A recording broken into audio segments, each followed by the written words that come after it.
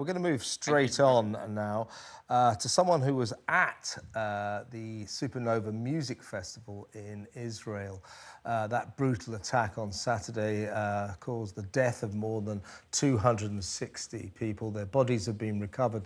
The site was one of the first targets for the militants, who later took at least 150 innocent Israeli civilians hostage. Around 3,500 young people attended the festival that day, and we are able to speak now to someone who fortunately survived. Dvash Huli joins me from Israel now. Thank you very much for joining us, Dvash. I mean, first of all, what a horrific thing for you to experience. Tell me what it was like. I mean, presumably at one point you're all enjoying yourself, listening to the music. I've seen the footage, all dancing away. What then happened? Was there suddenly a hail of bullets? What happened? It started only the missiles, the rockets from Gaza, something that we already know, nothing new to us, didn't get us too excited because there's nothing we could do. We know the drill. They shoot rockets at us, and we just need to keep our heads down and stay safe. And once we understood the situation, the terrorists that got into Israel, we really quickly understood that it's a much bigger situation. It's the beginning of the war, and the only thing that we can do is just run for our life and pray for someone to save us. Don't stop running. So hide. Dvash, you and your friends, as soon as you heard the bullets, you just turned tail and ran literally for your lives. As you were running, did you see people being shot down? I mean, you must have witnessed horrific scenes. We were shot down. Friends near me were running next to me, and just while we were running, fell down, and I didn't have the time to look back or check if someone is still running behind me. Just run for your life, hide in bushes, hide in holes in the ground, everything you can just think of that would save you. You just don't look back and start running. Some of my friends. So you're running, all of you running for your lives, literally running for your lives. And as you're running, you're seeing your friends, you're seeing them falling to the ground, shot by bullets, just hoping that the next bullet doesn't hit you. That's all you could do. Everyone stopped and tried to hide. I heard some horrific stories from my friends, got stuck and got shot at. And the only thing you could do is run as fast as you can and don't look back. The moment you stopped is the moment you get shot. It was huge, huge chaos, shooting from every direction that we went. Still bombing all over our head. We didn't get excited from the bombing, from the rockets, because we knew the bullets are much more lethal and would kill us the second they would hit us. And we are all, I'm a soldier in the IDF, I'm a warrior. And I think the thing that saved us is we are all warriors, the group that ran with me. So we had the thinking of how to behave in a battlefield, and where is right to hide, and where do you need to get down and when you need to run. So once we got into the situation and figured out what we need to do and then understood the situation, we understood that all we could do is run. My God. Did you understand what was happening? I mean, there you are, all of you and your friends, 260 of whom I'm afraid are now dead. There you all are, enjoying a concert. Suddenly, the air is full of the crack, crack, crack of bullets. People are being killed. Did you understand? Did you have any idea, any notion of what the hell was happening? We understood it's a bigger story, it's a bigger situation, it's something more than what we used to.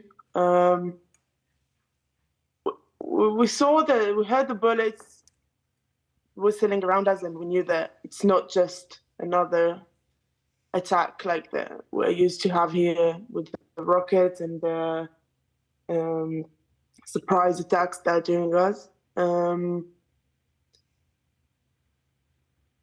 We just figured out while we were running, because every few kilometers, we tried to see if there's some place we could go to get some water, some shade or shelter, because we had no water with us. We ran around like 6 hours, 7 hours in the sun in the fields, got hydrated. We drank water from the fields with the pipes. We tore them apart to just a few drops of water to wet our head and to not get heated and hydrated. So just while we were going, we tried to figure out where we could go. And every place we tried to go to was already with terrorists inside it. Already was a battle zone itself. So no place was safe. That was the general feeling. No place was safe.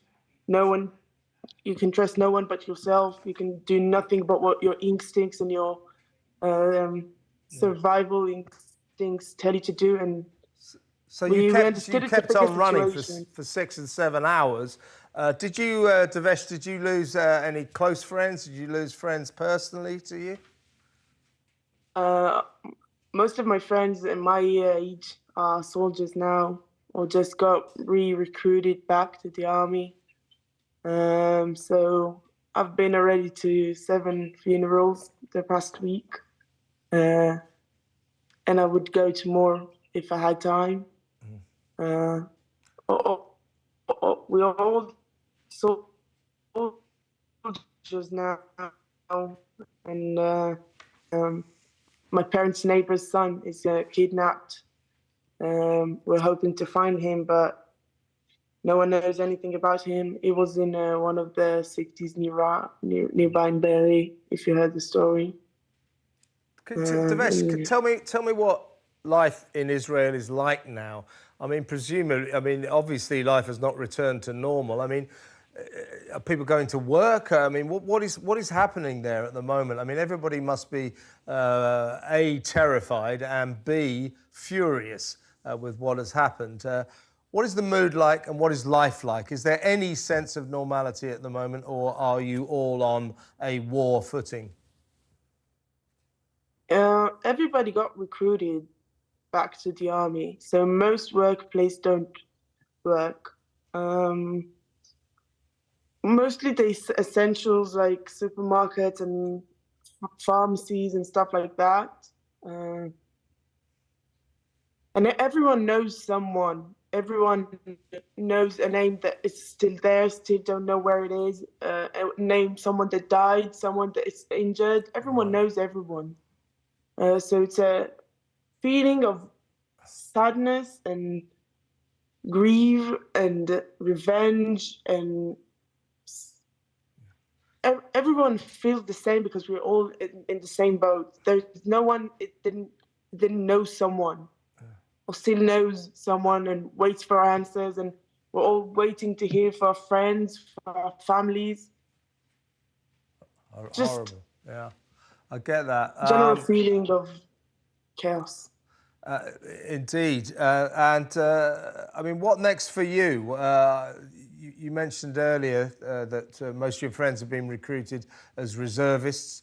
We're hearing stories that, you know, more than 400,000 Israeli soldiers, 300,000 of them reservists, are gathering on the Gaza border, waiting to invade. What about you personally? What's ahead for you in the next few days? I took my time at home before going back to the army.